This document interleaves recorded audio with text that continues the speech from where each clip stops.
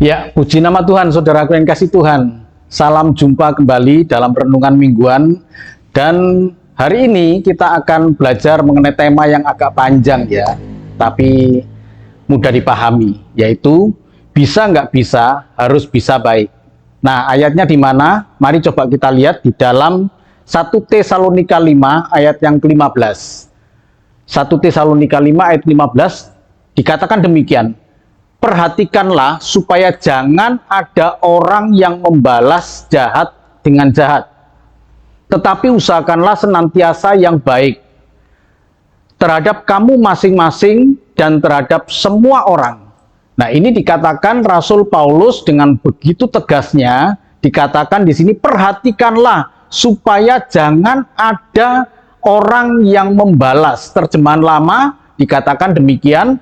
Jangan ada seorang pun di antara kamu yang membalas kejahatan dengan kejahatan. Artinya, bisa nggak bisa, ini adalah satu perintah dari Rasul Paulus kepada kita untuk bisa menjadi orang yang betul-betul orang yang baik. Jangan sampai ada seorang pun di antara kamu yang membalas kejahatan dengan kejahatan. Sebab apa? Ternyata susunan dari kalimat atau ayat-ayat di dalam 1 Tesalonika 5 ayat 15 sampai dengan 19 itu saling berkaitan, saudaraku yang kasih Tuhan.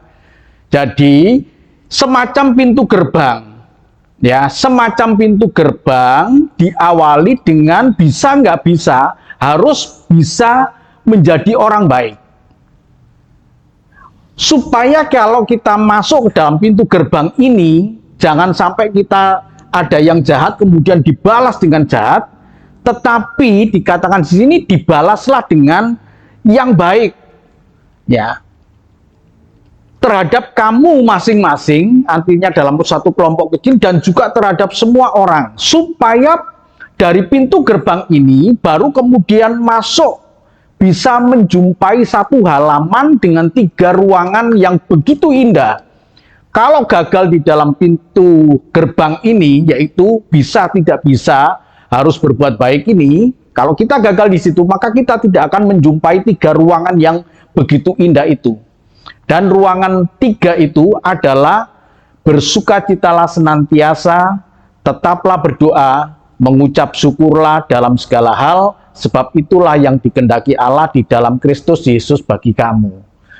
Diawali dari sikap diri kita dari kelompok yang kecil. Kalau orang bisa melakukan ini, jadi temanya bisa nggak bisa, harus bisa baik. Itu semacam paksaan dalam diri kita untuk menjadi orang yang baik. Yang jahat jangan dibalas dengan yang jahat, maka di dalamnya kita akan hidup dengan penuh sukacita. Kita bisa mampu berdoa dengan baik di situ kepada Tuhan. Dan kemudian kita mengucap syukur kepada Tuhan walaupun yang kita terima adalah sesuatu yang jahat, tetapi kita balas dengan yang baik. Ini luar biasa, saudaraku yang kasih Tuhan.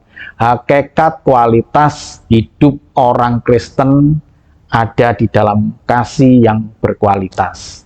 Bukan kasih yang abal-abal. Jadi saudaraku yang kasih Tuhan, bisa tidak bisa, harus bisa berbuat baik. Tuhan memberkati. Amin.